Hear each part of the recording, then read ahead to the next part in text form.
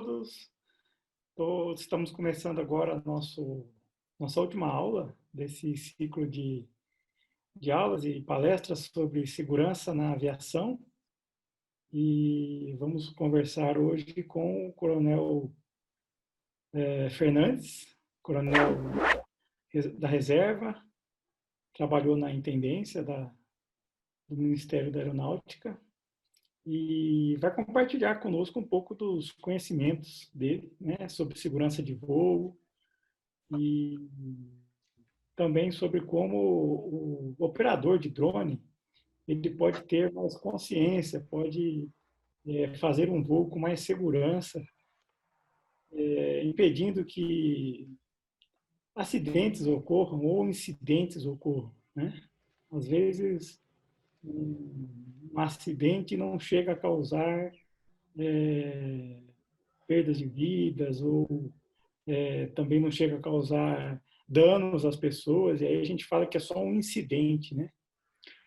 E, bom, sem mais delongas, vou passar a palavra para o Coronel Fernandes. Por favor, Fernandes. Bom, pessoal, muito boa tarde a todo mundo. Primeiro, eu queria agradecer ao Dani e à equipe pela essa oportunidade, porque eu e Dani, a gente já tem trabalhado um pouco nessa questão de segurança de voo já há algum tempo, começando lá naqueles primórdios de 2012, quando a gente foi chamado a falar sobre automação no campo e a gente falava sobre objetos projetados no espaço, e aí começou, então, os questionamentos sobre a utilização de drones na agricultura, né? E, na verdade, eu sou um especialista na área de logística e comecei a estudar um pouco o assunto, inicialmente por curiosidade, depois profissionalmente, porque a gente começou a ver que é um grande nicho de mercado e muitos perguntam, mas não é um aviador que está falando sobre o assunto. Não, mas é um administrador e nós vamos ver que a gente aqui não vai tratar de nenhuma questão propriamente dita operacional do voo, mas a gente vai falar um pouco de segurança e de como é que isso vai acontecer, como é que um voo pode acontecer. E, por incrível que pareça, ainda existe muito entendimento errôneo por conta do que é a estrutura de controle de tráfego aéreo e a estrutura de aeronavegabilidade no Brasil. Então, vamos contar um pouco a história do drone. Eu trouxe aqui para vocês um negócio bacaninha. Isso aqui é uma réplica de uma bomba voadora V1. Esse foi o primeiro drone militar autônomo, que hoje a gente chama de UCAV, né? Que se tem notícia na história que funcionou. Na verdade, ele era um motor foguete, adaptado na cauda. Ele tinha um sistema muito bom de direcionamento. Claro, não havia GPS naquela época, mas ele tinha um sistema de direcionamento que funcionava bem. E isso aqui causou a morte de muita gente, a destruição de muita propriedade. Nessa parte da frente, que praticamente eram os explosivos, e aqui você tinha um fusível que fazia com que, quando ele chegasse no alvo, ele simplesmente fazia isso, caía e explodia, né? Então, por que a gente fala isso? Porque essa evolução foi interessante, porque praticamente 65 anos depois, nós temos isso aqui. Esse aqui hoje é um drone que qualquer um compra em qualquer mercado. Esse aqui eu comprei pela internet, que você desmonta ele, coloca no bolso e sai por aí operando. Qual que é a grande diferença entre um e o outro? Simples. Aquele primeiro era uma arma de guerra, e que não tinha toda a tecnologia embarcada que nós temos hoje num simples equipamento como esse. Esse equipamento ele hoje tem direcionamento por GPS, mas os dois podem fazer um grande estrago. Que estrago é esse? 2 aeronaves. Isso aqui é uma aeronave, não é um brinquedo, não é uma coisa que a gente possa considerar como um brinquedinho.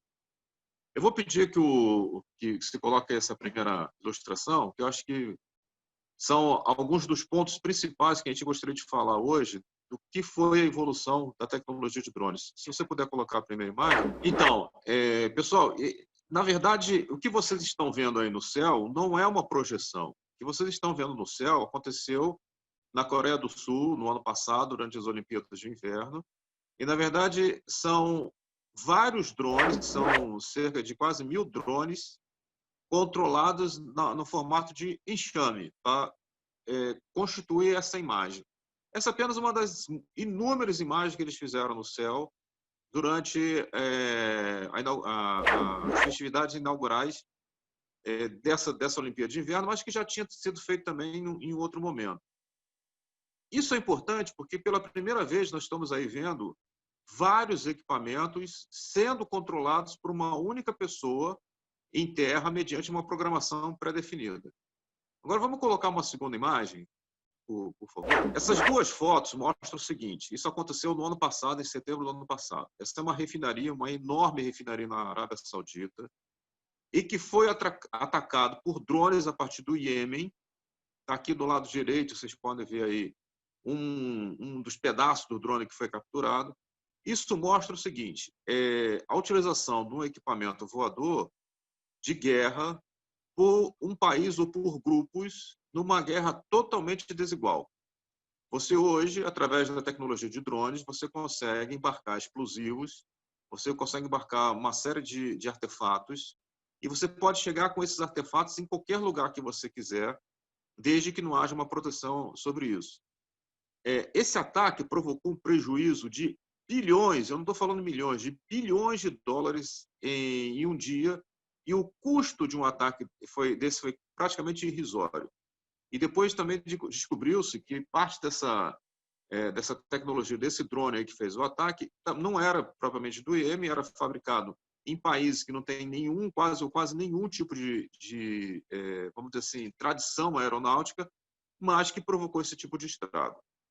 Agora vamos colocar uma terceira imagem. Essas imagens aí aconteceram no interior de São Paulo. É um drone específico para você fazer o combate ao mosquito Aedes aegypti, né, que causa a gripe aí, que estava na moda, né, e agora não está mais porque foi ultrapassada pelo Covid. Mas o mosquito Aedes aegypti, ele provoca a dengue, dentre outras, né, outras doenças, até a chikungunya. E aí está a utilização de drones para chegar em locais que muitas vezes você não consegue chegar, para jogar nesses locais um determinado produto que mata as larvas do mosquito. O mosquito é o vetor, né, da doença. Se a gente mata o mosquito, você não tem como essa doença se propagar. E o que é interessante a gente mostrar nessa imagem aí? É que isso já podia estar sendo utilizado no Brasil há muito tempo, se não fossem as amarras, infelizmente, que nós temos de legislação, algumas delas muito justas, mas algumas delas não estão seguindo o ritmo dessas grandes modificações que nós temos falado.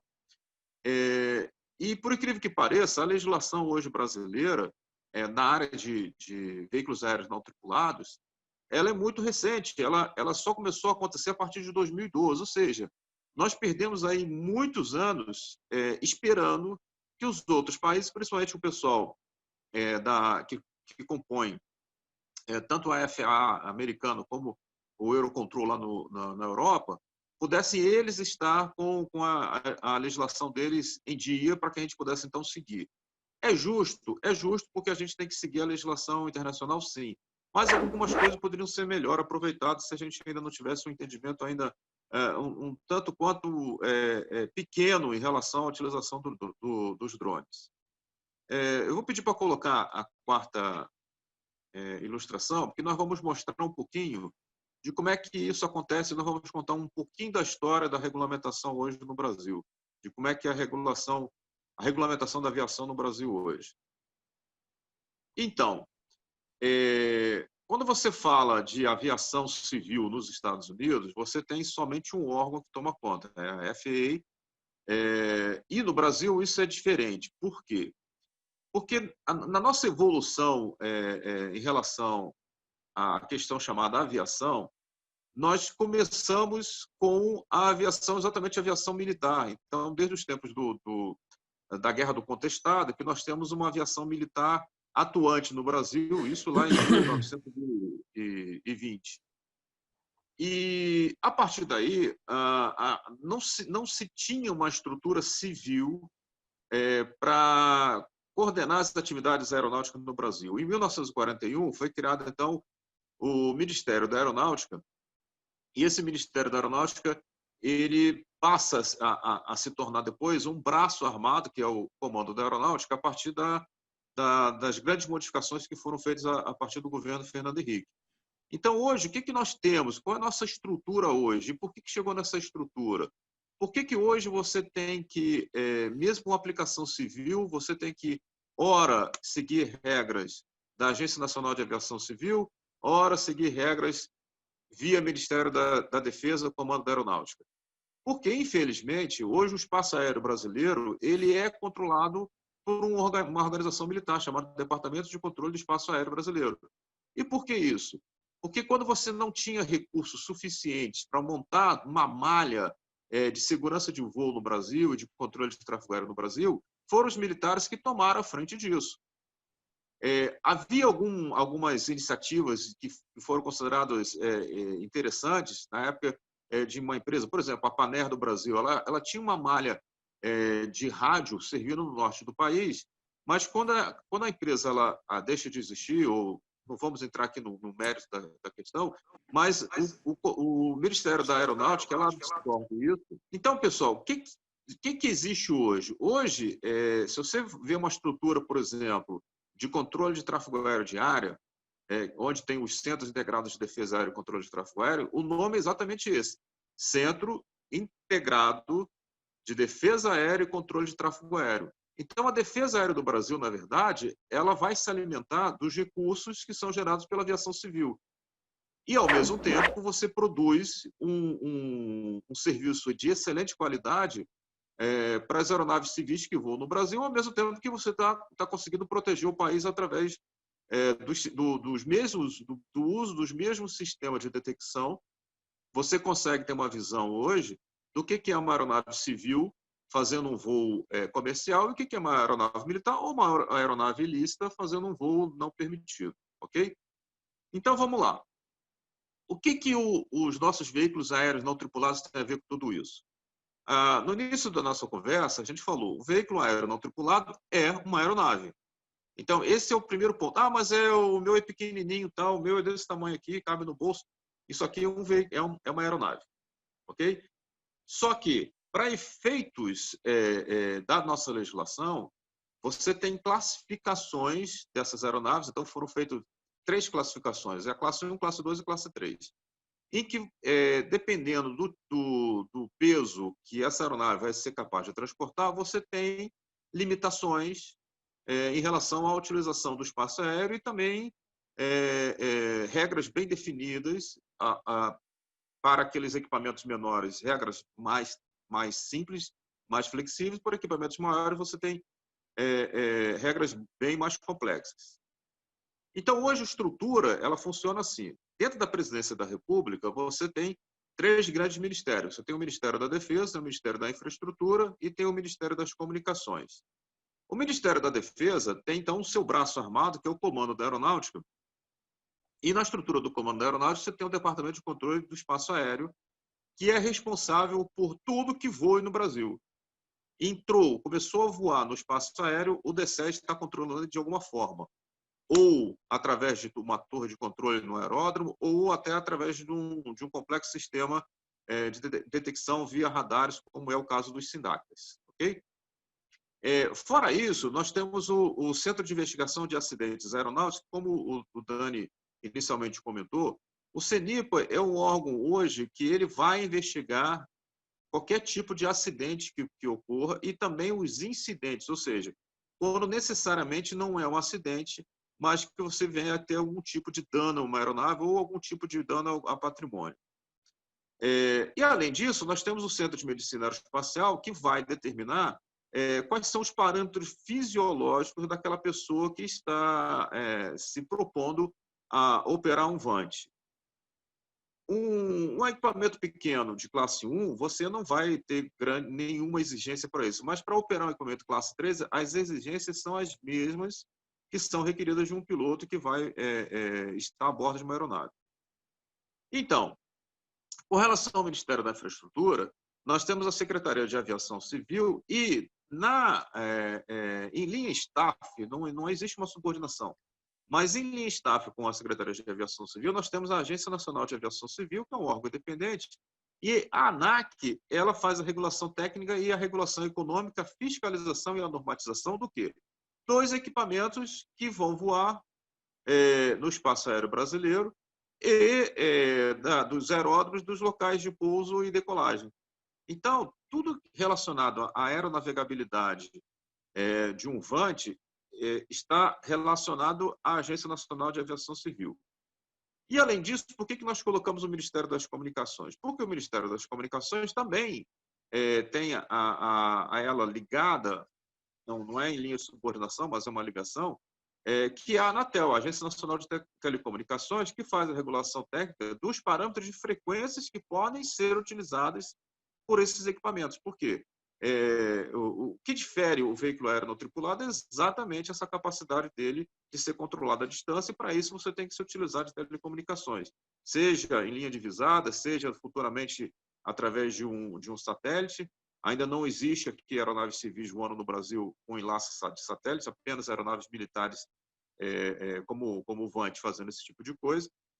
Mas, no futuro muito próximo, você vai ter aeronaves voando no espaço aéreo brasileiro, inclusive com esse enlace de satélite. Eu vou pedir só para tirar a imagem, por favor. Então, em grosso modo, esse entendimento ele tem que se tornar fundamental em qualquer um que queira fazer uma operação de aeronaves. Você tem, pelo menos, três órgãos importantes, a Anatel, a ANAC e o DSEA, regulamentando o voo de qualquer tipo de drone no Brasil. Uma outra coisa que me perguntaram esses dias eu queria uma aeronave autônoma em que eu pudesse embarcar um passageiro, por exemplo, em Alphaville, e ele chegar até o centro de São Paulo com total segurança, passando por cima de todo aquele trânsito da cidade de São Paulo.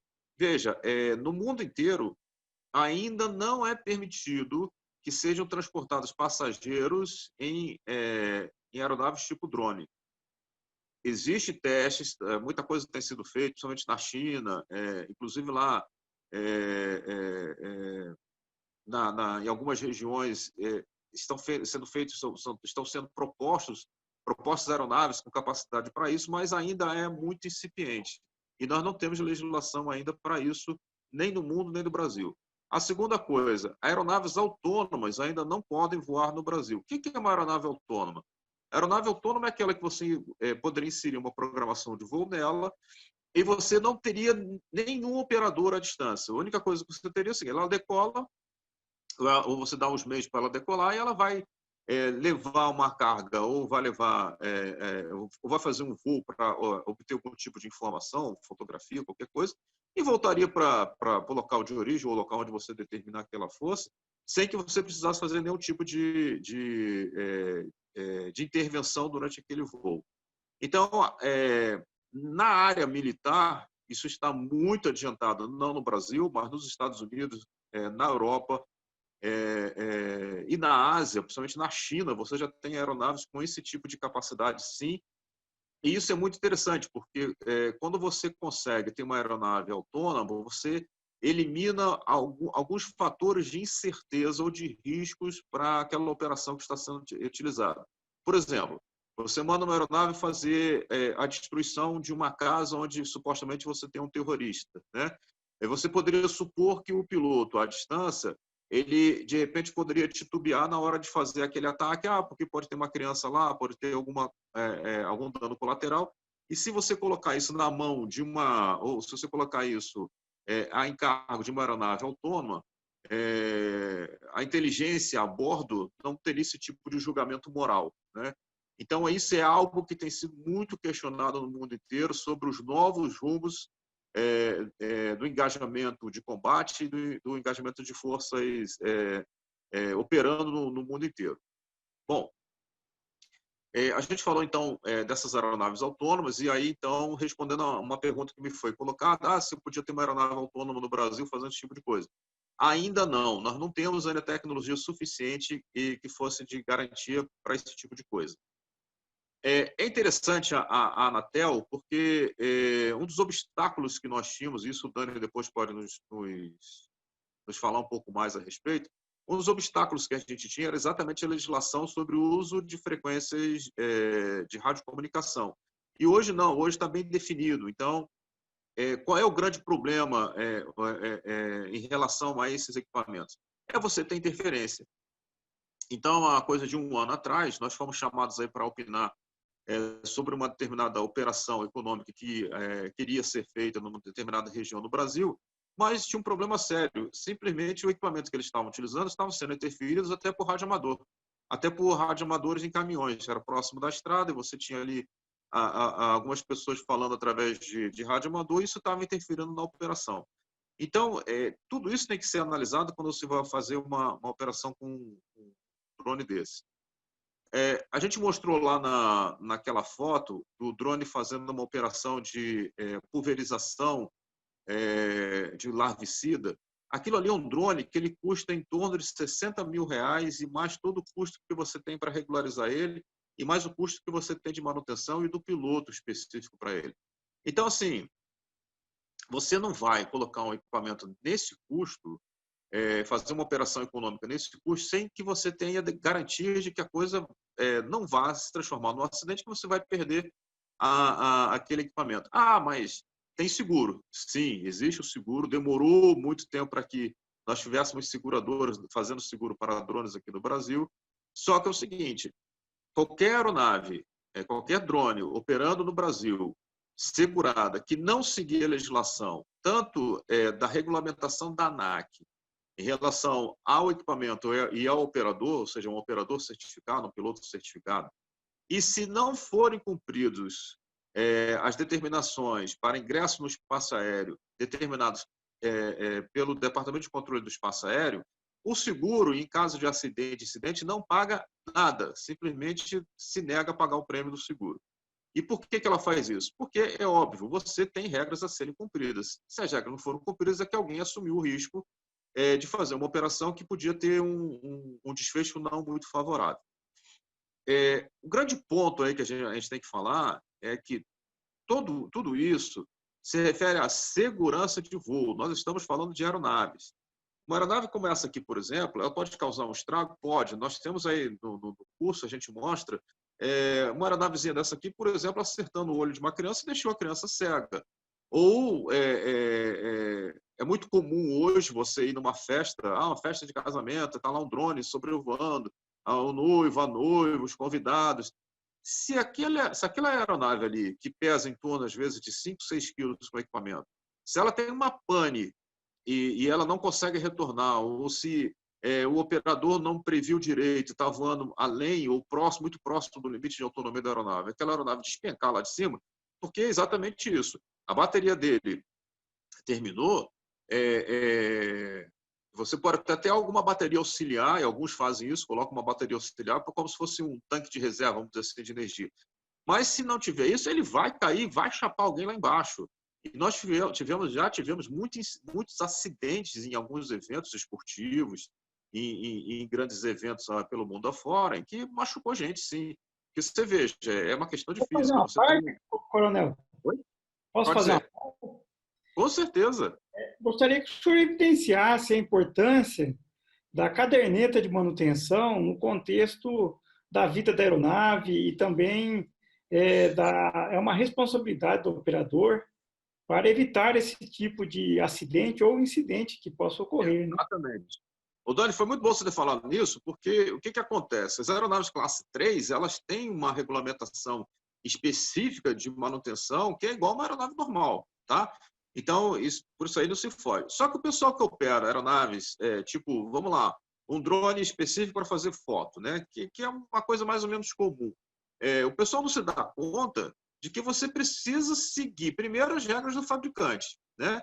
E por incrível que pareça, muitos desses equipamentos são comprados e não tem nenhum manual, porque compra às vezes de uma maneira um pouco meio atravessada. Quando você vê, você tem uma folhinha de papel, às vezes escrito numa língua estranha, que você não sabe nem direito quais são os limites, qual é o envelope de operação daquela aeronave.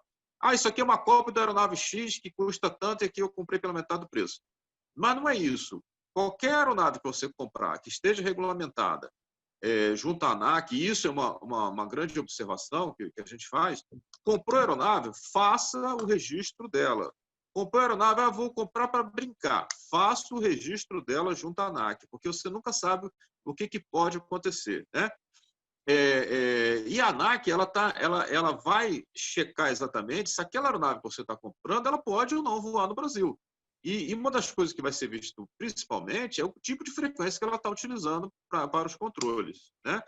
E em cima das recomendações do fabricante, e em cima do tipo de operação que você quer fazer, e em cima do tipo de desgaste que aquela aeronave vai ter, você tem que ter uma rotina de manutenção da aeronave. E, normalmente, isso é ignorado. Pega lá, bota a bateria, bota para voar. Não, não é assim que funciona. Cada voo ele vai ter que ter um registro. Cada voo, ao término dele, você vai pegar, vai anotar quantas horas que você utilizou aquele equipamento, ou quantos minutos você utilizou aquele equipamento, e vai ter que ter o controle em cima de bateria, tempo de uso de bateria, tempo de uso de hélice. Tudo isso é desgaste. E normalmente isso não é visto.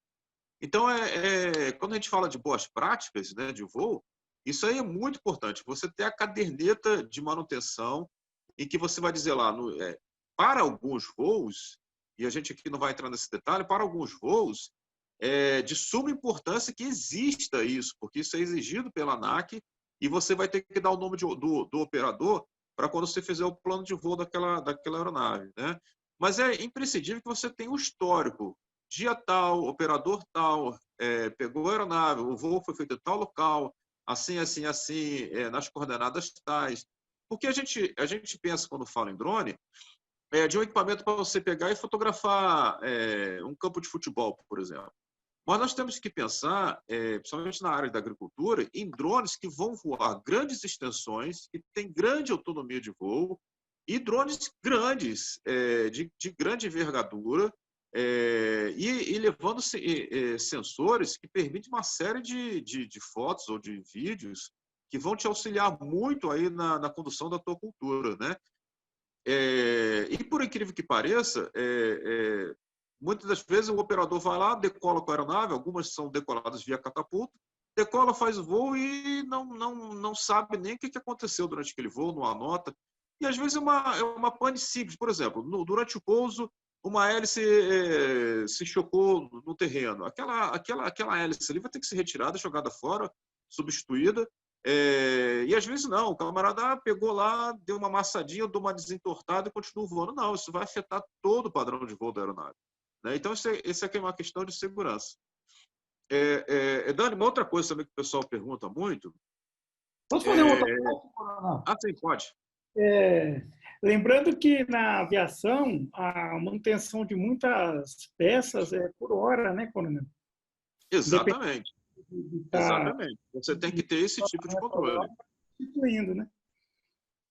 Porque, o Dani, é um negócio interessante, né? Você estando no solo, o teu carro deu pane no solo, você para ele, faz a manutenção, abandona, né? A aeronave você não pode fazer isso. Quando ela estiver voando, você não vai abandonar a aeronave, nem vai deixar que ela depane, entendeu?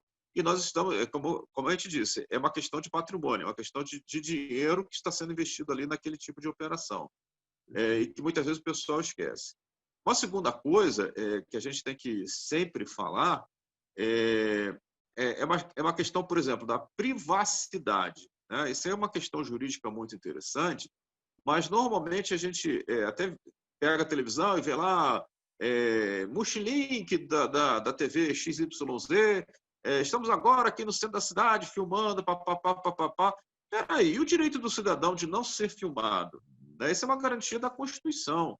Então, existem regras específicas para isso que muitas vezes é ignorado. Você pega e começa a fazer um voo. Mas eu estou no limite de altura de 30 metros, estou voando só 10 metros e papapá. Mas não é por aí. Você, a princípio, teria que ter autorização daquelas pessoas que estão ali, né? Para que, se acontecer alguma coisa, não seja depois imputada a responsabilidade a você. Vamos lá, nosso exemplo de novo da festa de casamento sendo filmado, com o drone jogando pétalas de rosa sobre os noivos, né? Etc. e tal. Quem disse que eu estou ali participando daquele evento e autorizei que alguém me filmasse ou que utilizasse essa filmagem para algum tipo de coisa? Ou que lá na frente viesse a dar algum problema ou essa aeronave caísse sobre a minha cabeça, né? A gente tem visto na praia, muitas das vezes, o pessoal lá fazendo voos em cima da praia para mostrar como a praia é linda e tal. Alguns têm consciência. Uma vez eu estava na praia, eu vi, o rapaz fez isso. Ele estava sobrevoando sobre o mar e falou, não, eu nunca vou em cima das pessoas de jeito nenhum. E eu falei, isso está muito correto em relação a isso. Porque se tem algum tipo de problema, você vai ser processado. E aí aquele drone que você comprou ali por R$ 3.000 vai te dar uma dor de cabeça que vai lhe custar R$ 3.000 por hora de advogado, né? Quem dera que fosse tudo isso, né? Mas e sem contar a perturbação, a grande encrenca, né? De um problema. Imagine você na praia fazendo um voo, tirando fotografia, dá uma pane no teu drone, então vem um vento inesperado, e esse drone vem e chapa em cima de uma criança e machuca a criança toda. Nossa, processo na certa. E você vai, além da correria que vai ser para atender essa criança, um adulto ou qualquer pessoa, vai ser um processo na certa e vai te arrancar muito dinheiro e vai te dar muita dor de cabeça. Sem contar o prejuízo para quem lá sofreu o acidente, né? E quando a gente fala de campo, Perdão. imagine agora alguém operando um drone no campo e, de repente, esse drone entra numa atitude estranha, e isso aí acontece. Lembrar que a aviação você tem 3 dimensões, você não tem só 2, né? Ele entra numa atitude estranha porque, de repente, teve uma condição meteorológica adversa, você não previu isso, porque é previsto que você faça uma leitura antes de voar em determinadas condições, você ter acesso às condições meteorológicas, vento, temperatura, direção do vento, velocidade do vento. E aí você faz um voo, perde o controle e acerta um tanque de combustível, meu irmão. Isso entra numa explosão. Então, você imagine o tipo de estrago. Foi interessante que chegou-se a cogitar, logo no começo daquela explosão que aconteceu no porto lá do Líbano, chegou-se a cogitar um ataque de drones. Porque o ano passado nós tivemos um ataque desse, bem evidente, e ali é uma zona de conflito que todo mundo sabe, né? Então, era possível? Sim, é possível. Coisa também de 2 anos atrás, nós tivemos um determinado presidente de um país sul-americano e supostamente foi atacado por 3 drones, né? Uhum. É fácil acontecer isso? É muito fácil acontecer isso. Você hoje pega aí um explosivo C4, coloca no drone, você decola ele e joga em cima de quem você quiser, né? Ele não precisa nem ser C4, pode ser um outro explosivo qualquer, com um fusível de detonação, pode ser até uma granada, poxa. Uma granada aí com um tempo de retardo de 10 segundos, você decola o drone e joga em cima de quem você quer, da onde você estiver. Então, é muito complicado e é preciso que o pessoal tenha consciência em relação a isso. Professor Fernandes. Diga. Meu nome é Denilson, tá? Sou de Brasília. Eu tenho até um ocorrido com um amigo que ele trabalha com eventos e ele tinha um drone que ele usava realmente para fazer as filmagens dos eventos, só que não era registrado. E ele foi fazer um voo de um evento que foi acontecer numa área que é restrita, porque aqui em Brasília tem várias as embaixadas, né? E ele foi fazer um voo próximo a uma embaixada. Eu não vou lembrar qual que é a das embaixadas. E o drone dele foi abatido, porque realmente não tinha nenhuma autorização para ele fazer aquele voo lá próximo, né? E ele levou um prejuízo. Eu lembro que ele comprou um drone, um drone já profissional, não sei qual que era o nível do drone, mas ele gastou uns R$ 6.000 mais ou menos no drone, e o drone dele ficou literalmente, foi perca total no drone, por causa do que era batido. E o detalhe, ele deu sorte, se é que ele não foi processado, de tomar um processo. Olha só, o Daniel Vaz achou até engraçado, quando a gente começou nossos estudos, que tem uma parte da legislação que fala de voos em fronteira, né? Então, foi muito bacana isso aí que você falou agora, essa experiência que você nos trouxe, porque, veja bem, área de embaixada é considerado limite de país, né? Então, o camarada está fazendo um voo ali em cima do muro da embaixada, ele deu sorte de ter perdido o equipamento, porque ele deveria ter tomado um processo muito grande e isso, gente, isso pode se virar até um caso de um incidente internacional. Então, veja o nível de complicação da coisa. Imagine se o cara tenta fazer um voo sobre a embaixada dos Estados Unidos. Primeiro que eles têm equipamento antidrone lá. A gente sabe disso pelas antenas que tem ali em volta, né?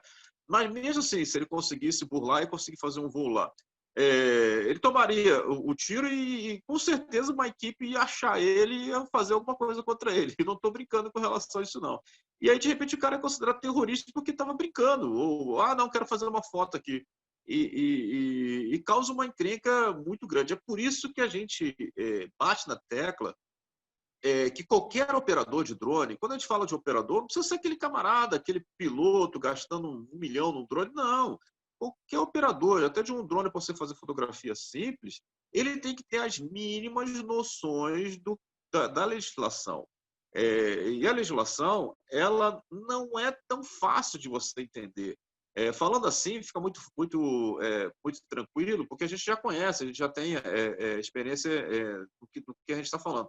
Mas quando você pega uma instrução do Comando da Aeronáutica, que fala sobre a instrução 10, alguma coisa, quando você pega ela para ler, você vai ver que tem muita coisa ali e não é numa forma didática, não é uma coisa fácil. É por isso que a gente recomenda qualquer operador faça um curso mínimo de operação em que exista uma carga nesse curso que fale sobre a legislação. Aí em Brasília eu tenho uma experiência também muito interessante, porque é o seguinte, um dia eu estava na Feira dos Importados, né, a famosa Feira do Paraguai, e aí lá um monte de drones lá para vender, bacana e tudo. Aí eu cheguei e perguntei assim, como é que é aqui? Não, a gente dá 3 horas de ensino aqui, 3 horas de treinamento para o senhor, você já sai craque na operação do equipamento. Gente, a gente gasta o dia inteiro, praticamente, para falar muito corridamente sobre legislação da área de veículos aéreos não tripulados. E ali o pessoal está oferecendo 3 horinhas de... E tem muita escolinha por aí que leva o pessoal, vamos levar ali para um sítio, aí 5, 6 caras operando drone e tal, não sei o quê. E ensina a operar. É bacana isso, né? Só que não ensina as consequências daquilo que você está fazendo. É a mesma coisa que você pegar um camarada, levar para um estande de tiro, atirar é a coisa mais simples do mundo. Aliás, o que se pretendeu ao longo desses anos todos de conflitos é que qualquer pessoa, tá aí, ontem um moleque de 16 anos deu um tiro em gente lá nos Estados Unidos, que qualquer pessoa minimamente razoável, que saiba mexer um dedo, consiga dar um tiro. Você aponta o dedo e dá um tiro. É um ato simples, você não precisa de grandes conhecimentos para isso. Agora, saber o que aquele ato ali tem por trás que é preciso que seja bem colocado, né? Então, assim, não é uma exigência, é uma exigência de técnicos falando para vender serviço. Não é nada disso. Você tem que saber o que está por trás do seu voo, para você não ter problemas. Eu vou contar uma outra história também, interessantíssima. Há coisa de 2 anos atrás, nós fomos chamados em Brasília para opinar sobre um sistema de drones para a segurança da presidência da República. E do jeito que a coisa nos foi passada, nós tivemos que solicitar uma série de modificações, porque não se percebeu que não é somente você pegar e decolar uma aeronave, você tem que ter outros requisitos. O próprio piloto não pode ser qualquer pessoa. Pega lá um garoto de 16 anos ou de 18 anos, que tem maioridade, bota ele para operar o drone. Não é por aí, não é somente isso. Então tem que se gastar um pouco de tempo em relação a isso. E nós também, na nossa experiência, nós temos visto que muitas empresas, vamos investir um drone. Primeira coisa que ele faz, ele vai lá e compra o drone. Aí traz, gasta um dinheirão para fazer desembaraço aduaneiro, não sei o que. Aí pega, vamos agora treinar um operador. Pega o operador, bota lá, bota o menino funcionário, treina, quebra uns 3, aí consegue começar a operar direitinho e tal, não sei o que. E aí chama a gente para saber, e agora? O que eu posso fazer com esse equipamento? Porque às vezes pensava que podia realizar uma determinada operação, mas que a lei não permite, né? E até o Dani me questionou um pouco antes aí dessa fala, sobre essa questão de levar larvicida e utilizar pesticida para ser dispersado por drones. Na área rural, hoje isso aí está tranquilo. Mas na área urbana ainda não existe a legislação ainda não dá subsídio, ainda não dá ainda um amparo legal para que você faça isso. E por que isso? É simples. Você tem uma área ali, é o cemitério XYZ. Tá cheio de foco de mosquito lá, porque o pessoal bota garrafa, bota vaso de planta, não sei o quê. Vamos fazer uma grande dispersão de larvicida lá em cima. Beleza. Só que esqueceu que aquele cemitério está do lado, por exemplo, de um conjunto habitacional, está do lado de uma grande área populacional, E aí, qual é a garantia de que aquele produto que você vai estar utilizando ali não venha com o vento e seja jogado em cima daquelas casas, daquele conjunto habitacional, e dali a uma semana tem gente lá aparecendo no hospital, e às vezes não é nem essa contaminação, mas vai dizer o quê? Ah, foi a contaminação causada pelo voo do drone, assim, assim, assim, assim. Então, assim, primeira coisa, quer fazer um voo legal? Primeiro, equipamento que seja legalizado. Junto aonde? Junto à ANAC. Essa é a primeira coisa. Tem que ter aquela etiqueta de identificação simples, aquela etiqueta de identificação vai permitir o rastreamento, vai dizer que você está correto, que você está de acordo com a legislação. Desculpa, pessoal. E depois, dependendo do tipo de aeronave, você tem que ter um operador que seja cadastrado e que seja regulamentado para que ele faça aquele tipo de voo. E terceiro, você tem que saber que tipo de voo que você vai fazer e saber as restrições daquele local onde o voo vai ser realizado. Você falou de Brasília, eu achei bem interessante. Brasília tem, além de uma série de áreas de voo restritas por conta de segurança nacional, etc. e tal, você tem ainda, como tem em São Paulo, Rio de Janeiro e outros grandes centros, você tem corredores de circulação aérea para helicópteros. E são helicópteros, por exemplo, de defesa, de segurança, helicópteros, por exemplo, que vão levar pessoas em acidentes, algum tipo de coisa. Então, você imagine um helicóptero do Corpo de Bombeiros, poxa, levando um paciente vítima de um acidente de trânsito, tentando chegar no hospital, e está lá o camarada com um drone voando e acerta o drone e cai o helicóptero. Enfim, uma tragédia, né? O ano passado, assim como em outros anos, nós tivemos relatos de drones voando, por exemplo, no próximo aeroporto de Congonhas, e que você teve que ter a interdição de quase uma hora. Imagina, no aeroporto de Congonhas, você ter uma interdição de uma hora nas operações. É um caos. O aeroporto um dos aeroportos mais movimentados, se não o mais movimentado do Brasil. Ele não opera de madrugada, porque tem uma série de legislações sobre isso, desde quando quando eu era aluno, fazia estágio lá na torre de controle de Congonhas, ainda na época dos famosos eletrosauros, que era o nome carinhoso que a gente chamava os Electra, né? Por ser uma das aeronaves mais seguras do mundo. E naquela época, a gente já tinha uma série de problemas. Volta e meia, você tinha entrada de frequência de rádio pirata, você tinha uma interferência no controle do solo de uma rádio famosa aí lá de São Paulo, você tinha cachorro na pista, você tinha urubu voando, ou seja, era um monte de problema que a gente já tinha ali naquela época. Imagine hoje ainda mais um problema que é o tal do drone, né? Assim como lá no Rio de Janeiro, na época aí, você tem os tais famosos balões, né? O pessoal ainda não incorporou. Pô, um balão voando, gente, é lindo de se ver, você vê um lançamento de balão. Só que é crime, né? Você não pode ter esse tipo de coisa. E o que é pior, recentemente nós tivemos balão caindo próximo ali dentro da área do aeroporto de Guarulhos. Guarulhos? Não, desculpa. Foi no Rio de Janeiro, no aeroporto de Galeão? Galeão. E o pessoal ainda foi lá peitar a segurança, trocar o tiro. Pô, caramba, pelo amor de Deus.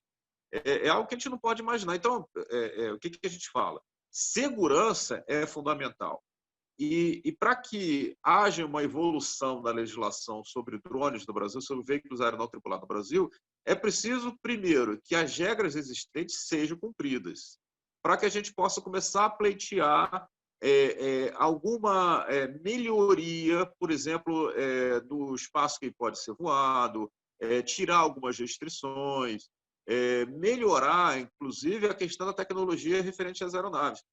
Só para vocês terem uma ideia, hoje, na regulamentação do Departamento de Controle do Espaço Aéreo, e que segue a Organização de Aviação Civil Internacional, já existe a previsão de aeronaves não tripuladas dividirem o espaço aéreo, inclusive pousando em aeródromos públicos. Então, já existe a previsão de você estar lá no aeroporto Santos Dumont, por exemplo, de repente está pousando um drone lá e ser recolhido com alguma coisa, com material, algum equipamento, ou sendo utilizado para algum tipo de recolhimento de informação. Então, já existe a previsão hoje, inclusive no Rio de Janeiro, na área ali, ali perto de Macaé, onde tem muito voo de helicóptero que vai para o offshore ali da Petrobras e de outras empresas que exploram gás e petróleo ali na nossa plataforma, já existe, em caráter experimental, drones semi-autônomos voando em espaço aéreo condicionado. Então, assim, futuramente, quando eu falo futuramente, é coisa de 2, 3 anos daqui para frente, nós vamos ter, sim, aeronaves fazendo o compartilhamento dos mesmos meios aéreos de uma aeronave comercial normal, né? Talvez a gente ainda não tenha isso no Brasil, porque não temos ainda condições de você ter um barateamento dos custos de aeronaves de maior porte aqui no Brasil. Restrições de importação, etc. e tal. Mas, num tempo muito curto, isso vai cair. E é preciso hoje que já que nós estamos com muitas restrições e com muitas restrições de voo, etc. e tal, que isso seja incorporado. Essa legislação nossa hoje, ela tem que estar incorporada já pelos operadores, para que a gente possa, no futuro, melhorar isso, começar a trabalhar isso melhor. Posso fazer uma pergunta, Coronel? Com certeza. O futuro já chegou, né? Que já é uma realidade, né? E é questão de tempo essas novas aeronaves aí não tripuladas estarem em operação no Brasil, é questão de, quem sabe, alguns anos, né? Ou até menos, né? Que tudo hoje está muito dinâmico. O que o senhor recomenda como as principais medidas de prevenção de acidentes, de prevenção de incidentes que o operador do drone deve tomar? A gente já falou um pouco sobre a caderneta de manutenção, sobre a consciência de que aquela aeronave ela precisa de um cuidado constante em relação principalmente aos itens mais críticos, né? No caso a bateria, a hélice, como o senhor mencionou. Agora, tem outros cuidados também, né? O senhor falou também rapidamente da questão dos cuidados em relação à meteorologia, né? Mas o que o senhor pode mais nos passar de dicas sobre como que o operador pode se preparar, inclusive para esse ambiente aí, né? De no futuro ele está sendo responsável por uma aeronave não tripulada que vai estar compartilhando espaço com aeronaves tripuladas. Então, eu acabei não falando aqui, e eu não trouxe aqui porque poderia parecer que a gente estava fazendo uma propaganda de graça, né? Mas eu e o Dani Evans, nós escrevemos um livro sobre a utilização profissional de veículos aéreos não tripulados. Esse livro está à disposição, talvez depois seria possível até, quando esse vídeo for colocado aí nas redes sociais, a gente colocar um link para a compra do livro, porque no livro a gente consegue falar muito mais coisas, a gente consegue descer a alguns detalhes que são muito interessantes. Então, a primeira coisa é obter informação, né? Você quer ser um operador, você quer ter seu drone, busca informação. Nesse livro a gente fez algo que está direcionado tanto a um operador mais simples como a um operador mais complexo. Então, tem diferentes níveis ali que você, lendo, você vai perceber isso com muita clareza, né? Uso profissional do drone, não é para o uso recreativo, que aí já teria até, vamos enquadrar numa outra categoria, né? A segunda coisa, então, primeira coisa, buscar informação. A segunda coisa é você saber que não é um brinquedo, é uma aeronave. Então, você tem que ter os cuidados que são recomendados para aquela aeronave, sim. É como se fosse um carro que você tem em casa. Tem que ter a manutenção, tem que ter a caderneta de manutenção e você tem que buscar a sua qualificação como piloto. Então, a aeronave não tem um piloto a bordo, mas tem um piloto do outro lado, atrás de uma estação de trabalho. E essa estação de trabalho também, a gente não falou sobre isso, ela também tem que estar devidamente regulamentada e autorizada pela Anatel, e ela tem que ser corretamente operada. Então, já falamos de 3 coisas. Depois disso, saber que tipo de voo que eu vou fazer, quais são as características dele e quais são as restrições referentes àquele voo. E plotar isso no campo, ou seja, plotar isso no espaço. Então, aonde que eu vou voar? Eu vou voar aqui. Então, o planejamento do voo. Para operações mais complexas, para operações, por exemplo, Eu quero fazer uma grande operação de fotografar uma área assim, assim, assim, assim, uma área urbana, tal, tal, tal. Esse planejamento tem que acontecer, porque você vai estar voando um pouco mais alto do que um prédio normal de 30 metros é simples hoje. Você vai estar voando alto, você vai estar voando provavelmente interferindo em alguma coisa, e você tem que verificar também a questão da privacidade. Né? Estou lá fotografar, tem uma janela aberta, aí eu vou lá na janela fotografar quem está lá dentro. Então, esse tipo de brincadeira não pode acontecer. Senão você vai tomar um processo lascado da pessoa que foi fotografada indevidamente. E isso já aconteceu há pouco tempo aí, inclusive com relação a ator, atriz, etc. e tal. Então, primeira coisa, buscar informação, buscar o conhecimento, fazer um curso minimamente que fale sobre como é que é a operação de drones, saber que tipo de equipamento que você vai fazer, buscar conhecimento sobre aquele equipamento que você vai adquirir, o que você pretende operar. A gente fala muito, eu vou comprar um equipamento. Não necessariamente você comprar, você de repente vai operar o equipamento de alguém. E isso aí vai ser muito comum daqui a pouco. Como você hoje chega, por exemplo, num aeroclube, você não é o dono, às vezes, da aeronave. Você vai estar voando a aeronave de alguém. E isso, muito brevemente, vai estar acontecendo. Outra coisa, as empresas tem muitas empresas hoje, principalmente do setor do agronegócio, que estão usando drones e estão usando maciçamente uma série de atividades. E tem vários operadores. Então, o mesmo equipamento, você pode ter 3, 4, 5 em rodízio naquele equipamento. Isso tudo tem que ficar documentado. Então, é o que a gente chama de boas práticas de operação. Você tem uma empresa que quer trabalhar com drones profissionalmente, com frequência, ela tem que ter uma divisão, é como se fosse uma divisão de aeronaves mesmo. Então, você vai ter que se estruturar para isso. Não é só chegar lá, chama o fulano aí que é operador do trator, dá um curso para ele e ele vai operar. Não, não é isso. Nós temos que sair dessa fase de achar que tudo é muito fácil. Não. Se você operar bem com segurança, as coisas dão muito certo. E ter alguém para te dar uma assessoria exatamente nessa área em que você vai se propor fazer o voo. Eu domino muito bem, poxa, eu vou entrar os sistemas hoje do próprio DSEA, para você pedir autorização de voo, é simples.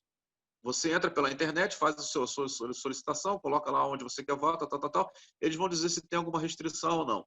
É simples para quem está acostumado a trabalhar. Para quem está começando, ou para quem vai fazer os primeiros voos, é extremamente complexo. Porque você sabe que se você pedir para voar naquela área ali, você não vai voar outra. Né? Então, Dani, e contratar o seguro do seu equipamento. Essa é uma outra coisa que a gente sempre bate na tecla. Não voe sem seguro. É a mesma forma que você não deve sair do seu carro sem um seguro mínimo para coisa alguma. Vamos entender uma coisa também que a gente quase não falou aqui, que é a capacidade que existe fácil, e hoje já está evidente, de você poder hackear o seu drone, de você poder fazer um hijack dele, ou seja, pegar e trazer ele para você, ou abater ele simplesmente por brincadeira. Então, existem equipamentos muito simplesinhos que você pode comprar pela internet, em que você tem um vizinho ali que de vez em quando ele decola com o drone dele para fotografar e eu não estou gostando. Legal, não faça nada, vai lá, compra um equipamento e faça a intervenção na frequência dele, aquele equipamento vai cair no chão e vai se quebrar todo. Essa questão do drone e a questão de equipamentos anti-drone também são muito interessantes. Você tem hoje, por exemplo, nas cadeias, nas penitenciárias, você tem hoje algumas penitenciárias que tem uma tela lá em cima. Que tela é essa? É porque se tiver um drone que vai jogar, por exemplo, celulares, vai jogar alguma coisa desse tipo, cai na tela, né? Mas nem todas têm esse tipo de tela de proteção. Né? E é simples. Por que as penitenciárias não podem não compram equipamento para evitar esse tipo de coisa? Porque é caro, dá trabalho e você tem que ter manutenção. Né? E outra, quando for contratar um serviço de filmagem, quando for contratar um serviço que alguém vai utilizar drone, procure saber se aquela empresa pode fazer esse tipo de coisa. E não é qualquer empresa que vai poder fazer isso, que ela vai ter que ter um registro junto à ANAC. A segunda coisa, procure saber quem é o operador e se eles cumprem as exigências mínimas para fazer aquele tipo de voo. porque você vai ser corresponsabilizado. Então, vamos lá, vamos voltar ao casamento do seu João lá, sei lá de quem for. Ah, tá lá o drone fazendo voo, foi contratada uma empresa de fotografia, e muito bonito, muito bacana, aquele drone cai e caiu em cima de um padrinho, e, enfim, aquele padrinho foi hospitalizado e morreu. Sei lá, estou sendo drástico. A responsabilidade não é só da empresa, a responsabilidade é de quem contratou também o serviço. Então, e isso nunca é observado. Posso fazer uma parte? Veja, pode, com certeza. Convém aqui também a gente falar um pouco da responsabilidade do empregador que compra e dá o drone para o empregado fazer um trabalho. No caso, essa empresa que você está, esse caso aí que você está mencionando, o dono da empresa, aquele que é responsável legal pela empresa, ele vai ter toda uma questão criminal também, civil, no sentido de indenizar, né, prejuízos que dê causa a terceiros, e administrativos, né, no caso de multas, no caso de outras questões que decorram do uso indevido da aeronave. Doni, você levantou bem, porque a gente não entrou aí nas questões das responsabilidades, até era algo que eu ia deixar até para você fazer um comentário final, mas a gente comenta isso no livro, a gente mostra quais são as responsabilidades civis e criminais concernentes à operação de drones, e é algo realmente complicado, é algo que se as pessoas lessem aquilo ali, e veja, na nossa legislação, na legislação brasileira, no direito brasileiro, a gente sabe que desconhecimento de lei não te livra de nada não, né? Pode ser até que eu esteja enganado, né, Dani? Mas o fato de você desconhecer, até porque a lei é publicada, é dada transparência, todos os princípios, a gente tem falado muito disso, os princípios constitucionais que levaram à adição daquela lei, elas todas estão cumpridas, né? A motivação do legislador de fazer aquilo está tudo ali. Aí o sujeito chega e fala, mas eu não sabia. Não saber não significa nada disso. Significa só que você tem desconhecimento. Tá legal, mas você vai ganhar a sua multa, a sua pena da mesma forma. Às vezes até com um pouco mais de intensidade, porque você deveria saber o que acontece, né? Então, o caso do dólar eventual, né? Oi? O caso do dólar eventual, né? Dólar eventual, exatamente isso. Então, quem contrata... que tem o risco, mas não se importa com o resultado, né? Ela exatamente. Assume, né?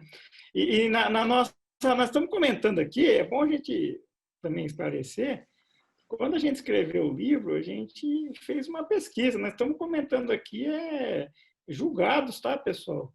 Coisas que ocorreram, tá? Nós estamos falando hipoteticamente, mas coisas que quem quiser pesquisar aí, a jurisprudência são casos que aconteceram, as pessoas responderam processos, né, dessa natureza que a gente comentou, né? E a legislação é assim, né? Não é diferente de você causar um acidente com o teu veículo terrestre, com o teu carro, com a tua moto, com o teu caminhão, né? É a mesma situação, do ponto de vista civil e criminal, é a mesma situação. Senhores, está fazendo só uma parte, coronel. Pois não? Coronel, está me ouvindo? Estou ouvindo bem. Está me ouvindo aí? Perfeito. Fazendo uma parte também, analogamente a essas questões de responsabilidades civis e criminais que vocês estão colocando, né? Quando nós falamos de responsabilidade não só, né, do operador do drone, mas quando a gente fala também das OPEAs, né, ou seja, das pessoas responsáveis pelas OPEAs, tendo alguma OPEA que não seja devidamente regularizada, tá, e que possa vir a causar ou que venha a causar algum tipo de acidente, seja com drone, seja com vante, ou seja com aeronave, né, ou seja, as penalizações seriam seriam iguais, independente do tipo de aeronave que ela possa vir a prejudicar no plano de voo, caso tenha uma OPEA não regulamentada. Exatamente. O que a gente está... só para se alguém pegou aqui esse vídeo e não viu os outros vídeos anteriores, a OPEA, na verdade, é objetos projetados no espaço aéreo. O que é um objeto projetado no espaço aéreo? Uma torre de comunicação, um prédio, um equipamento para irrigação, qualquer coisa que você esteja projetado no espaço. Existe a legislação, ela é muito restrita desse tipo de coisa, de equipamentos ao redor de aeródromos. Por quê? Porque ele vai, de uma forma ou de outra, interferir na operação aérea que está sendo realizada naquele aeródromo. O que é uma operação aérea? Um pouso, uma decolagem, um sobrevoo, coisas desse tipo, né? Então, muitas das vezes acontece de você ter, primeiro, pistas de pouso, que não é ao pé, mas já que a gente está tocando no assunto, você às vezes tem pistas de pouso na fazenda. Ah, vou aqui minha fazenda, né? Eu tenho dinheiro, tenho um aviãozinho, ou de vez em quando meus amigos vêm aqui, eu vou fazer uma pista de pouso aqui. E não regulariza isso em lugar nenhum. Já começa por aí. Outra coisa, pistas irregulares sendo utilizadas pelo pessoal do agronegócio, né, para fazer aviação, para fazer algum tipo de voo ligado para o agronegócio, e que decolou de uma pista que não existe em lugar nenhum, mas vai lá e coloca, decorei da Fazenda Santa Bárbara, ou Santa Terezinha, ou sei lá o quê, porque nessa fazenda tem uma pista que é regulamentada. E o camarada bota que decolou de lá. Isso é crime. Né? E depois, se der algum problema, a encrenca é séria. Objetos projetados no espaço. A gente já, nos nossos estudos aí, a gente já viu determinadas torres de comunicações que são colocadas, somente em área urbana, né? Nós temos muitos aeródromos. O que aconteceu no Brasil?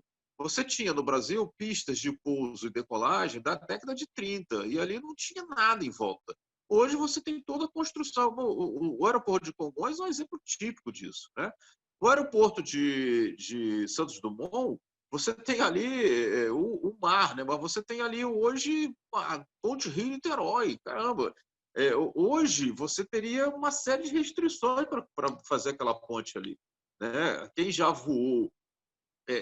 eu vou dar uma coisa bem bacana aí para pensar. Quem um dia tiver a oportunidade belíssima de estar numa aeronave fazendo um pouso no Santos Dumont e a aeronave tiver que fazer tiver que abortar a decolagem, aliás, tiver que abortar o pouso e for entrar no tráfego novamente, vai ver uma coisa muito linda, que é a Ponte de Niterói, Pão de Açúcar, aquela coisa toda, mas aquilo ali é perigo na certa, entendeu? E por quê? Porque na época que se construiu o aeroporto Santos Dumont, aquilo ali era para operação de aeronaves que pousavam na água. Né? No Galeão foi a mesma coisa. Só que o Galeão hoje está numa área maior, você tem mais... Né? Mas, por incrível que pareça, uma outra coisa que a gente sempre fala, durante muitos anos você tinha ali o lixão de Gramacho que ficava na proa de uma das pistas do aeroporto de Galeão, cheio de urubu, cheio de bicho lá. E graças ao bom Deus, Deus é brasileiro, a gente nunca teve nenhum tipo de problema grave em relação a isso. Né? O aeroporto de Congonhas é um exemplo típico. Né? Você, por incrível que pareça, você chega a dar medo. Você, como passageiro, vê a proximidade dos prédios. Mas tudo é feito com muita segurança, feito com muito bacana. Mas nós já tivemos acidentes graves ali no aeroporto de Congonhas, relacionados a aeronaves que todo mundo sabe disso. O último foi com aquela aeronave da antiga TAM. Né? E você tem ainda em São Paulo, você tem aí o Campo de Marte, que volta e meia você tem problemas ali com operações de pouso e decolagem. Na minha humilde opinião, o Campo de Marte já deveria ter sido colocado somente para operação de helicópteros há muitos anos. Né? Mas, por um motivo ou por outro, continuam as operações de aeronave de asa fixa ali, mas porque não tem área de escape, você não tem uma série de coisas. Eu não vou aqui, não sou especialista no assunto, mas você percebe com muita clareza que ali não é o local ideal para você fazer esse tipo de operação com aeronaves hoje de grande performance, como a volta e meia acontece. Um risco grande ali, tanto para as pessoas, risco de perda de patrimônio e risco das aeronaves de quem está ali a bordo. Né? E da mesma forma, uma vez uma determinada empresa pediu aí para o Dona Evans, a gente foi fazer um estudo a respeito, sobre a operação sobre construção de torres, mas o que a gente percebeu era o seguinte, que o problema do local não era somente você colocar ali a torre. O problema é que a tal pista de pouso ela terminava num tanque de combustível gigantesco, então, onde o pessoal armazenava álcool. Então, assim, a responsabilidade por danos é do proprietário. Tanto é que a primeira coisa que, quando a gente vai fazer a regularização de um objeto projetado no espaço, é saber quem é o dono daquilo ali, né? E tem que estar escrito. Não é o técnico que assina a planta, não é o camarada que vai fazer a construção, mas é o dono. Quem é o dono? Quem é o responsável? Porque, no final das contas, você vai chegar no dono. E é o dono que vai responder civil, criminalmente, pelos danos que ele pode vir a acarretar. A mesma coisa que a gente normalmente percebe na área urbana, vou colocar uma torre aqui para servir para telefonia celular. E muitas vezes não percebe. Existe legislação específica, inclusive, para emissões de radiação eletromagnética e que ninguém respeita. Aqui em Goiânia eu conheço uma torre enorme de uma empresa e que ao lado tem uma escola pública, tem uma escola particular, tem um centro espírita e tem uma igreja. Né? E aí, se de repente você for fazer um estudo ali de incidência de câncer naquela área ali, nossa, é algo para se pensar. Então, e existe uma legislação municipal, uma legislação estadual que fala sobre isso. Agora, não sei se quem autorizou está ali há muitos anos e se na época existia legislação ou não, mas é algo complicado que tem que ser pensado. Né?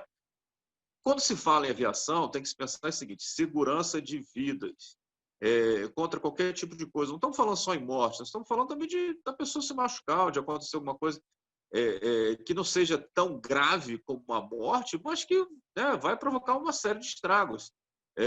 No caso de um veículo aéreo não tripulado, acerta a cabeça de alguém ali e a pessoa, de repente, tem um traumatismo craniano, ela não morre, mas ela vai ficar paralisada, ela vai perder uma função motor, vai perder uma função cognitiva qualquer, por conta de um acidente que podia ser totalmente evitado. Né?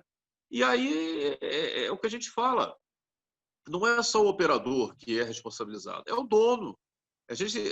Aqui no Brasil, a gente tem que ficar mais atento, uma coisa que nos Estados Unidos é muito, muito evidente. Né? Quem é o proprietário? Né?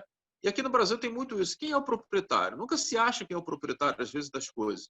Mas se acha sim, porque você começa a cruzar informação. Teve um acidente lá em Santos, né, que vitimou um político, e que no final ninguém sabia direito quem era o proprietário da aeronave. Então, olha que coisa. Mas alguém foi responsabilizado assim, deve estar sendo processado sim, um processo enorme, né? Tanto em custos financeiros como em custos morais também, né? Afinal de contas, você lhe causou a morte de uma pessoa expoente, né? Mas que não seja expoente, que seja, né, um cidadão comum, vamos chamar de cidadão comum, mas a responsabilidade tem que existir. E, como a gente fala, desconhecimento da legislação não tira você de ser alcançado pela lei, não, muito pelo contrário. E em alguns momentos até agrava, né, Dani? Sim, no caso de aeronave, o proprietário do avião é que vai responder. Mas é uma pessoa jurídica, o proprietário da empresa, né? Ou quem configure como dirigente, né? Então, no mundo do direito, sempre existe um responsável pelas coisas, né? Obviamente, tem a Exatamente. questão do piloto, né, que era o comandante da aeronave, né? Mas tem as outras questões que repousam sobre o proprietário, né? Vamos supor que é o caso do empreendimento, um aeródromo, né? Um aeródromo civil, né? O proprietário daquele prédio onde está instalado o aeródromo, né? Daquele terreno ou daquela fazenda, enfim, né? Sempre vai ter um proprietário, né? Exatamente isso. Eu acho que o pessoal tem que ficar mais atento, né, a esse tipo de coisa. Dani, eu acho que eu me estendi demais. Estou vendo aqui que a gente ultrapassou muito tempo aí. A gente tinha inicialmente 40 minutos para a nossa conversa, mas aí estamos abertos aí. Eu não sei até que mais ou menos a que horas a gente pode ir, mas estamos abertos aí para perguntas, curiosidades. Vamos Queria aproveitar passar um a pouco mais. palavra, queria passar a palavra para o Benival, que também tem um bom conhecimento aí do assunto dos OPEAs, né, de aeronáutica, enfim, né? Se ele quiser fazer alguma pergunta aí para o coronel, quiser também fazer algum comentário do que a gente discorreu aqui ao longo dessa esse bate-papo. Fica à vontade aí, Benival. Não, excelente o que o coronel falou, né? Muitos alertas, às vezes que passa despercebido ao nosso redor, né? Exemplo, ele falou lá do drone, quanto à embaixada, né? Que é considerado um território, né? De outra nação. Era uma coisa que, por mais que eu tenha vivência, eu nunca tinha me colocado, né? Tipo assim, instalado, né? Então, assim como eu, né? Outros participantes também, né? Tem dúvidas. Ele falou por último aí, lance de aeronaves, né? De segurança, de quem é o dono. Até o Coronel Jefferson, eu acho que deve estar enrolado, alguma coisa de investigação, né? Que eu chamei ele nada. Tem uma investigação que ele está fazendo de uma aeronave que caiu em Guarapari, que a aeronave estava no nome de uma empresa que, segundo ela, já tinha vendido, né? Mas não tinham passado ainda, feito a transferência, né? E os donos era quem morreu. E aí? Fica com quem esse BO? Né? Caiu em cima lá de uma empresa de construção. A empresa teve que acionar o seguro, né?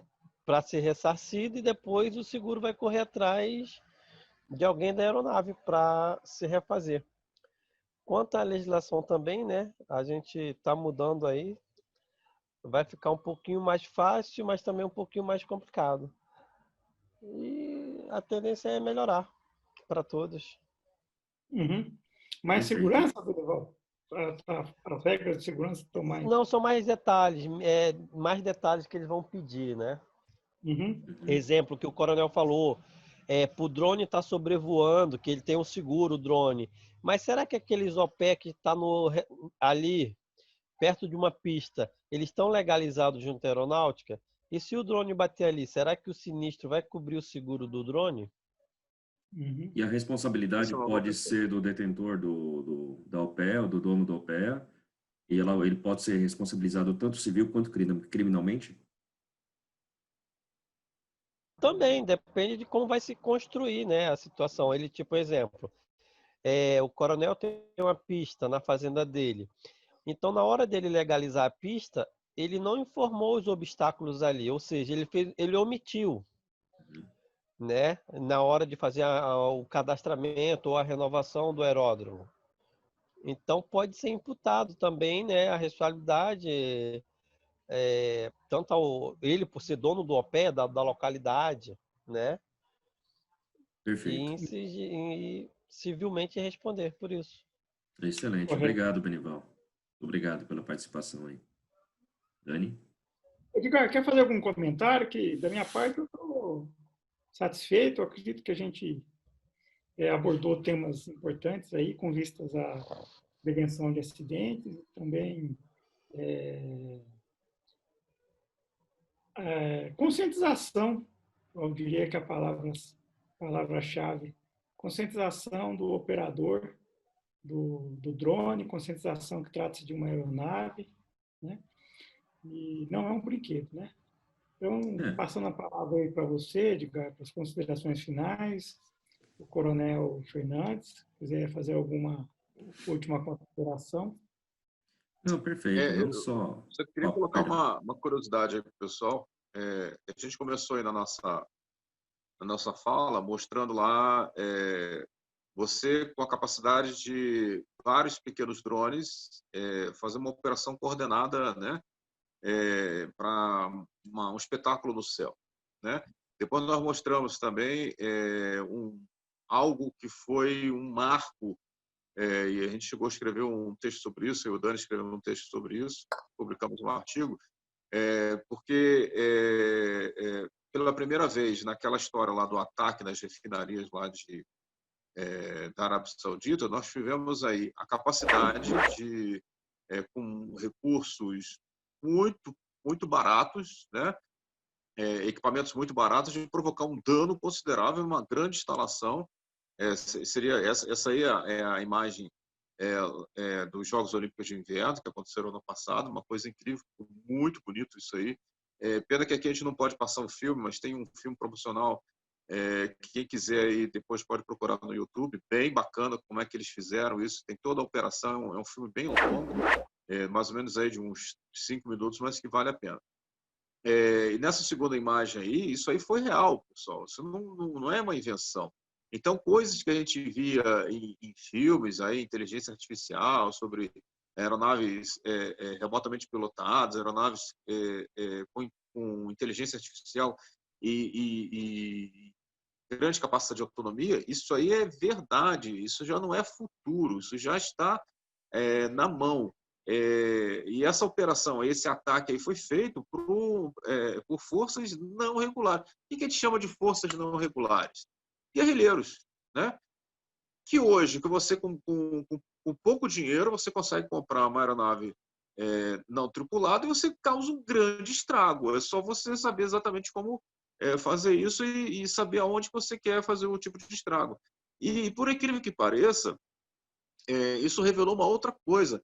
Essa refinaria aí, como muitas instalações industriais, instalações portuárias, instalações de fornecimento de energia, principalmente onde tem, por exemplo, grandes campos de transformação de energia elétrica, não estão preparados para esse tipo de coisa.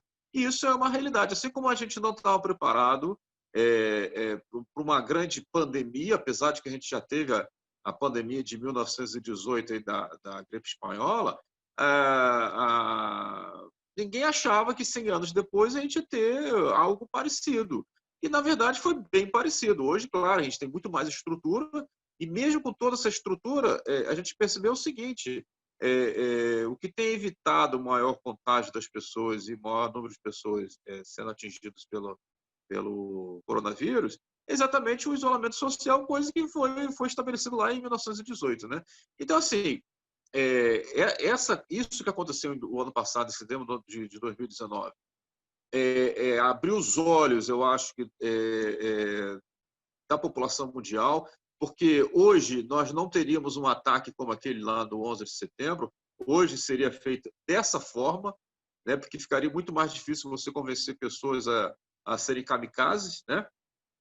Tem um detalhe também interessante que a gente conta lá no livro, que durante a Segunda Guerra Mundial, os japoneses tentaram jogar explosivos na costa oeste dos Estados Unidos através de balões teleguiados cheios de explosivos, e alguns deles chegaram lá e realmente explodiram.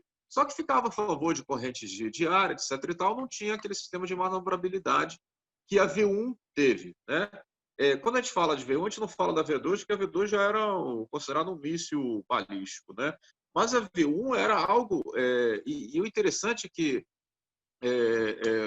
só falando de novo sobre a aeronave, a V1 tinha um determinado tipo de motor foguete aqui atrás, chamado scramjet, que ainda é uma tecnologia violenta, uma tecnologia muito bacana, muito interessante, e que tem sido utilizada aí por aeronaves mais modernas, principalmente aeronaves militares. Então, assim, o que a gente tem comentado é que o futuro já chegou, é o que o Doni Avanzi já falou.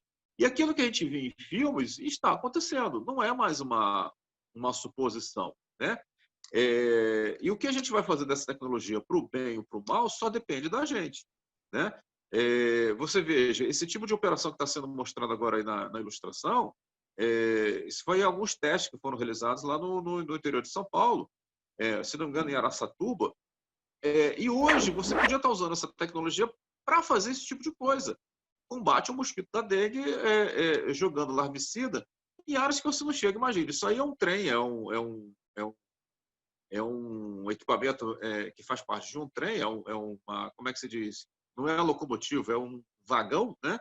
Que está largado lá por algumas questões de que o grande problema do Brasil, que simplesmente abandonou o transporte ferroviário, e você tem aí equipamentos jogados pelo Brasil inteiro, se estragando, bilhões investidos e sendo jogado fora, né? E está aí, um vagão como esse aberto, acumulando água, para você criar milhões de mosquitos, né? E muitas vezes você não chega lá. Imagine o senhor lá que trabalha na Funasa com um aspergidor lá de veneno, subindo numa escadinha aí, passando por cima de mato, com cobra pegando ele, etc. e tal, e escorpião e tudo para fazer isso. E não consegue chegar. né? Não consegue, você não tem máquina que faz esse tipo de coisa aí. E o drone podia estar fazendo isso com muita propriedade. E, infelizmente, ainda existem algumas restrições para isso na área urbana. Na área rural não tem nenhuma restrição, mas na área urbana ainda tem. E outra coisa, isso era para estar sendo utilizado no Brasil inteiro. E não está sendo utilizado por desconhecimento, porque às vezes o próprio município não sabe que pode fazer isso. Ainda prefere aquele senhor lá com uma coisa nas costas, passando pelas ruas, jogando no ralo, jogando nas casas. Mas o problema maior está aí. O problema maior não é o ralo, não é aquela casa que está lá, que você tem uma plantinha. Também tem que ser observada. Mas os maiores problemas que nós temos de criadores de mosquitos são essas instalações que tem pelo Brasil afora. E não é pouca coisa, não. E, infelizmente, por falta de conhecimento de uma tecnologia que está na mão da gente, que é fácil, é barata, é rápida, a coisa não anda.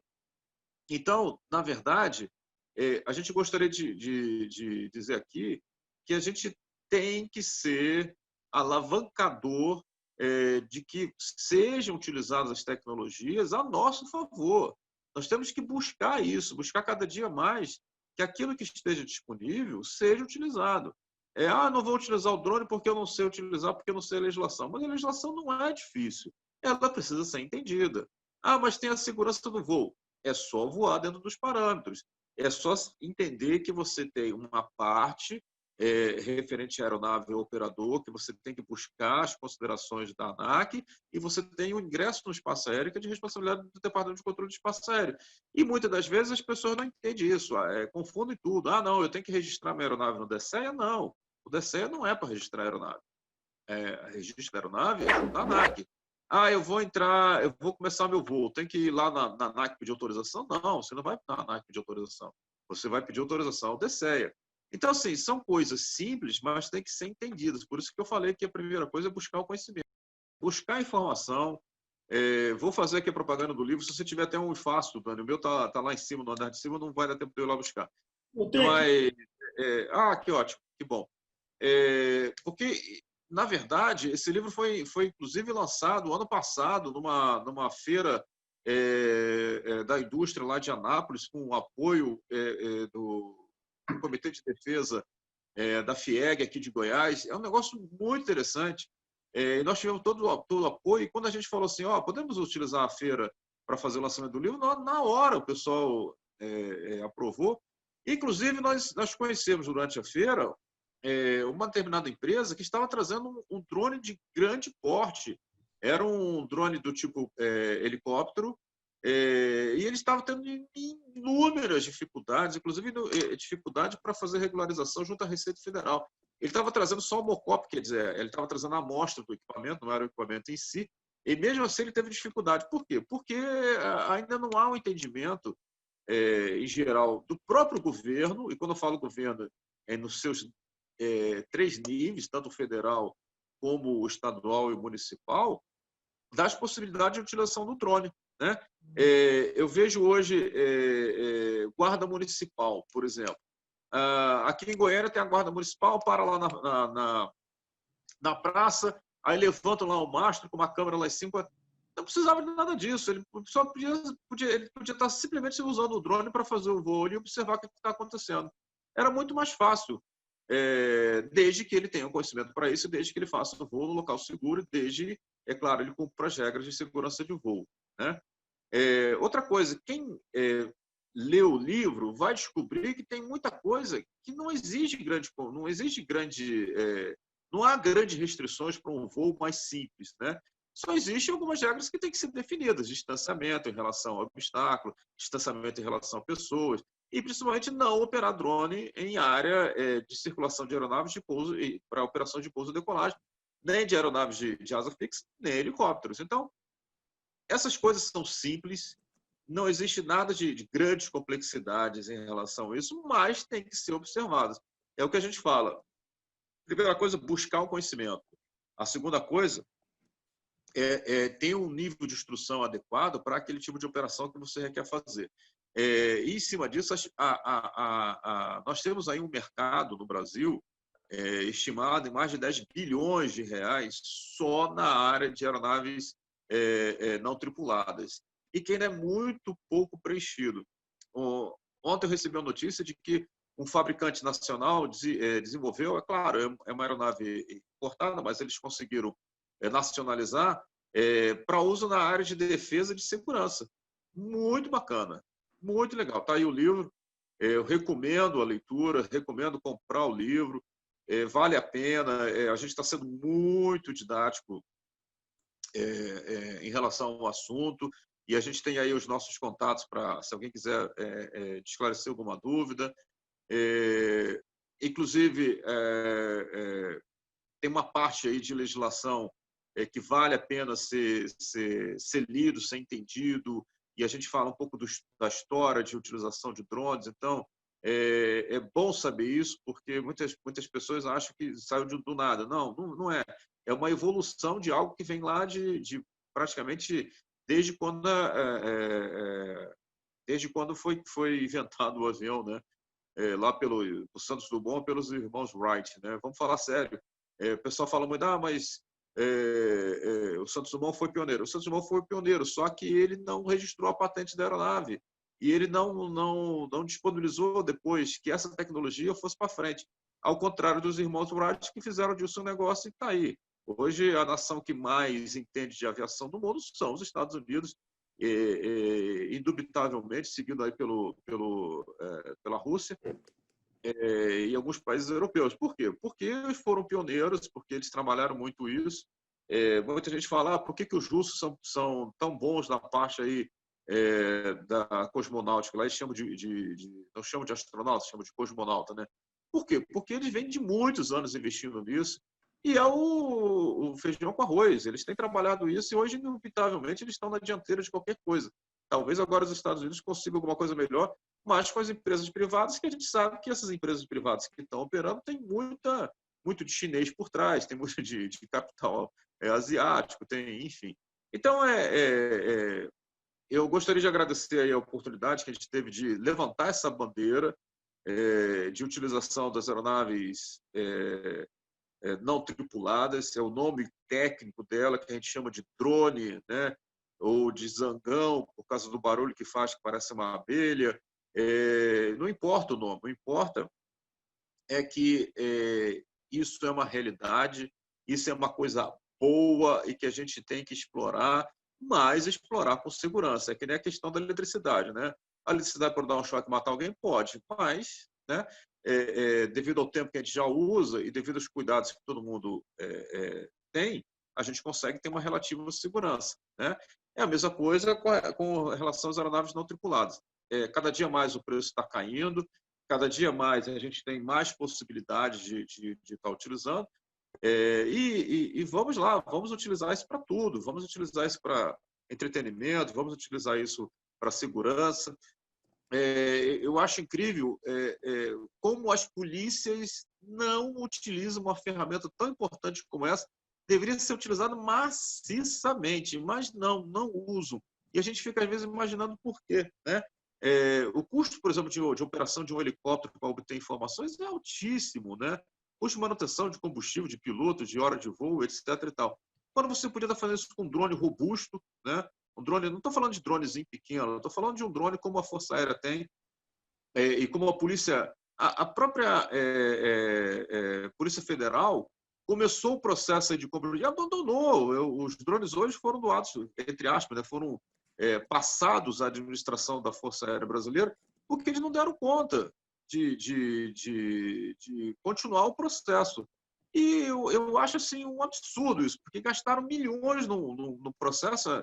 Inicialmente, eles previam até comprar 12 aeronaves, compraram 4, passaram para a Força Aérea. Eles quase destruíram, tratorando a aeronave no solo. Quer dizer, é algo que a gente fica pensando assim, poxa, tem que parar para pensar, gente, porque dinheiro público é algo que tem que ser usado com responsabilidade de planejamento, né?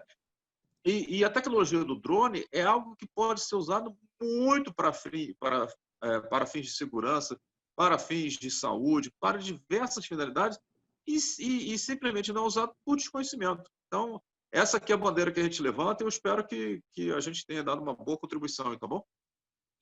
Excelente, Coronel Fernandes, excelente. Queria passar a palavra agora para o Edgar, para nosso tempo agora está bem estourado mesmo, mas acho que foi muito produtivo. Agradeço muito as orientações, essa sua visão aí como profissional da área, profissional que tem larga experiência, que viu muita coisa, né? Trabalhou em vários departamentos aí da aeronáutica, né? Passando a palavra para o Edgar agora, fazer as considerações finais. Pessoal, não tenho nada a acrescentar, só agradecer aí a participação do Coronel Fernandes, de todos os participantes, do Benival, né? E a minha consideração o mais importante de tudo isso foi a questão de conscientização, né? Que não é uma brincadeira, existem leis, existem normas a serem seguidas, né? E se existem leis e normas, é porque nós estamos pensando em segurança, né? Ou seja, as leis e normas foram voltadas para segurança das pessoas. E se existem leis e normas, têm que ser cumpridas. E o coronel deixou muito claro isso, né, para todos nós, né, que por mais que, entre aspas, possa parecer um brinquedinho qualquer, mas esse brinquedinho pode acarretar, o mau uso desse, entre aspas, brinquedinho pode acarretar problemas bastante sérios, né, e responsabilidades civis e criminais aí bastante severas também. Então, essa conscientização foi bastante importante, foi feita de uma maneira muito clara e objetiva, e segue aqui meu agradecimento, Coronel. Muito obrigado pela participação. Eu que agradeço. Dani? Obrigado a todos, pessoal. Obrigado a todos e a gente vai encaminhar aí o reconhecimento, aí, o diploma para quem participou, né? E depois a gente vai se comunicar, né? A Júlia vai mandar os e-mails, né? Para os participantes. Hoje é o encerramento. Gostaria de agradecer mais uma vez a participação de todos. Uma boa tarde para vocês. E agradecer também, né, a participação do Coronel Jefferson também, que participou antes, da Natasha também, que participou antes, do Rogério também, foram os outros palestrantes. Né, agradecer a contribuição de cada um de nós, de cada um que participou para esse conjunto aí de workshops que foram feitos.